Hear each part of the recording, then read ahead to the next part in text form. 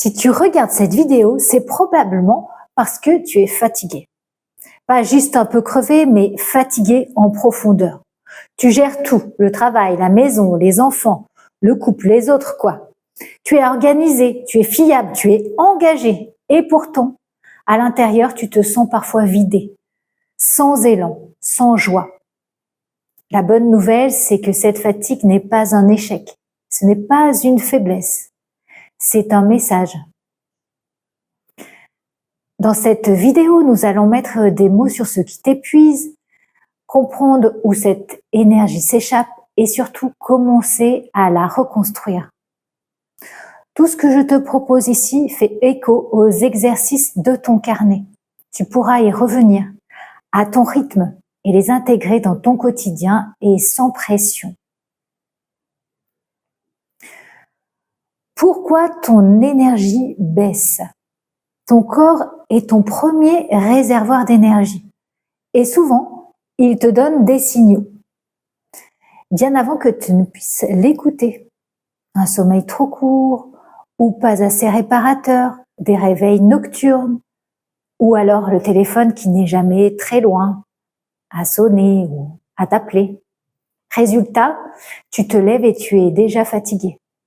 Il y a le surmenage aussi, et puis tu enchaînes le travail, les charges mentales, les responsabilités familiales, les engagements divers, les associations, etc. Sans véritable pause. Et puis il y a cette difficulté à se déconnecter, à faire une pause. Et même quand tu t'arrêtes, ton esprit continue. Tu es toujours en alerte, toujours disponible. Jamais dire non, toujours dire oui. Le sourire est là. Ajoute cela une inquiétude qui est permanente, trop ou pas assez de stimulation, l'ennui est parfois une source de fatigue. Parfois, il y a des déséquilibres physiologiques et l'énergie s'épuise. Alors, prends un instant. Qu'est-ce qui résonne pour toi ici ? Quand le mental et les émotions prennent toute la place, il y a aussi ce qui se passe à l'intérieur. Le manque de confiance. Quand tout te demande plus d'efforts que nécessaire, quand tu doutes, même quand tu fais bien, ça s'appelle la culpabilité. L'impression de ne jamais en faire assez, toujours pouvoir mieux faire, la peur de décevoir et la solitude aussi parfois. Ça s'appelle le sentiment d'insécurité. Ton système nerveux se met alors en mode survie et la fatigue devient une protection. Et puis, il y a aussi les vols d'énergie, les relations qui prennent plus qu'elles ne donnent. Tu en connais sûrement. Il y a aussi tout ce qui est tâches répétitives, pesantes, énergivores. Et puis, le stress chronique. Ton cerveau s'habitue, fait une grande autoroute et reprend toujours ce même chemin de stress. Il cherche toujours le même rythme, la même douleur physique, émotionnelle, et ça prend toute la place. Alors, pose-toi doucement ces questions. À quoi me sert cette fatigue ? Que m'empêche-t-elle de faire ? Que m'oblige-t-elle à faire ? Que se passe-t-il autour de moi quand je suis fatiguée ? Comment réagissent les autres ? Ensuite, il y a tout ce qui est fuite d'énergie. Certaines situations te vident, te pompent l'air sans que tu t'en rendes compte. Il y a les projets où tu donnes beaucoup mais qui ne te nourrissent plus, des choses qui sont à réévaluer, des relations où tu portes, où tu soutiens, où tu comprends, mais tu ne te reposes jamais. Et puis tu ne choisis pas. Et puis il y a tout ce qui est reporter, hésiter, attendre, et tout ça, ça use silencieusement.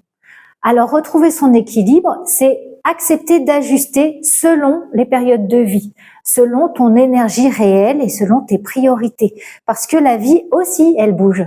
Et toi aussi. Quand tout s'accumule et que les déséquilibres s'installent, les effets se font sentir partout. Dans ton corps, une fatigue persistante, des tensions, parfois des douleurs et des émotions, des irritabilités, une tristesse, une perte de joie, être à fleur de peau. C'est dans ta tête, c'est aussi ruminer, procrastiner, te sentir perdu. Et même au niveau énergétique, il y a des blocages, des schémas qui se répètent et une perte de clarté. La bonne nouvelle, c'est que tu peux commencer à changer. Tu peux agir. Pas tout d'un coup, pas parfaitement, mais progressivement. Par exemple, en changeant tes premières pensées dès que tu te réveilles le matin. Aujourd'hui, je vais mieux qu'hier.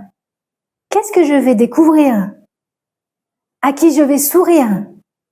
Ou alors, quelle chance j'ai de me réveiller?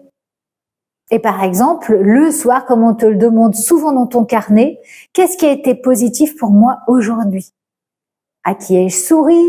3 choses simples qui m'ont fait du bien. Tout ça, c'est des choses que tu vas répéter pour que justement l'autoroute du stress devienne l'autoroute du zen. Tous les jours un peu mieux. Dans ton carnet, tu as des exercices pour bien t'accompagner. Le sommeil, se remettre en joie, il y a la carte mentale et les causes de ta fatigue. Tu observes l'avant et l'après. Tu utilises la jauge pour voir ton évolution. C'est tout ça qu'on veut te montrer. N'hésite pas à nous poser des questions. Bouge, sors, respire, sors de ta roue de hamster et pose-toi cette question essentielle, de quoi ai-je besoin, là, maintenant? Qu'est-ce que je me dirais si j'étais ma meilleure amie? Bonne question. Ton énergie ne s'arrête pas au corps. Tu n'es pas qu'un corps physique, tu es beaucoup plus grand. Tu es aussi une émotion, tu es aussi mental, tu es aussi énergie. Il y a tous ces chakras le long de la colonne vertébrale qui participent à ta vitalité. Quand ton énergie circule, tu te sens stable, présente, alignée. Et quand ça bloque, il y a la fatigue, les émotions figées, la perte de sens. Alors respire, médite, retrouve ces mouvements doux. Tu as tous ces exercices à ta disposition. Remets de la fluidité et de l'équilibre. La méditation, c'est pas si compliqué. C'est un espace pour toi, pour calmer ton système nerveux, pour mieux dormir, pour relâcher les tensions et accueillir ce que tu ressens sans devoir tout gérer. Te sentir plus en sécurité à l'intérieur de toi, avec les autres. C'est plus clair dans ta tête. Quelques minutes par jour suffisent. Et c'est un véritable rechargeur d'énergie. Et puis, remettre du mouvement dans la vie, c'est faire circuler l'énergie, c'est remettre du sens, c'est passer à autre chose. Marche, danse, respire, écoute ton corps. Faut-il attendre d'avoir mal pour l'écouter? Non! De quoi a-t-il envie? De quoi veut-il se réveiller? Éveille tes sens, voir, toucher, écouter, goûter. Tes sens sont le pont entre ce qui se passe à l'intérieur et ce qui se passe à l'extérieur. Alors, laisse-toi te régénérer concrètement. Retrouve ton énergie. Agis sur tous ces plans. Physique, bien dormir, bien manger, bouger, avoir des relations sociales, demander de l'aide, parler, et puis ne plus porter seul parce que tu n'es pas seul. Tout ce qui est émotionnel, ressentir, s'exprimer, se libérer, décider et arrêter de subir parce que ici, on est là pour choisir sa vie. Te reconnecter à toi et tout ça, c'est ce qui compte. Alors, si tu avais le droit à tout, la question qu'on aime bien te poser, à quoi ressemblerait ta vie? Et là, c'est le travail que tu as commencé, par exemple avec le Vision Board, et autorise-toi à imaginer. Alors la fatigue qui est là aujourd'hui, ce n'est pas ton ennemi, c'est une messagère. Elle te montre là où tu t'es oublié. Elle t'invite doucement à te choisir à nouveau.